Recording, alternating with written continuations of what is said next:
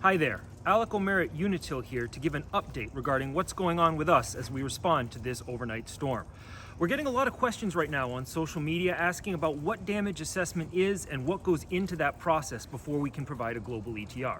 Here's what's going on. First, we have to wait for the storm to end, because once the storm ends, we know how much damage there is out there in the field as a whole. Then we have damage assessors go out there and they look at the whole system to see all the different types of jobs that are out there.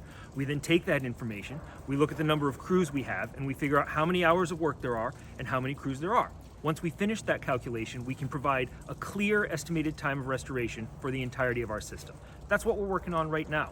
Once we get that information done, we're going to share an estimated restoration time with you, and then we'll dial that down as we get more and more information on the larger outages and smaller individual outages. We understand folks are frustrated, but we have crews out there working, and we'll continue to work until we get everyone on.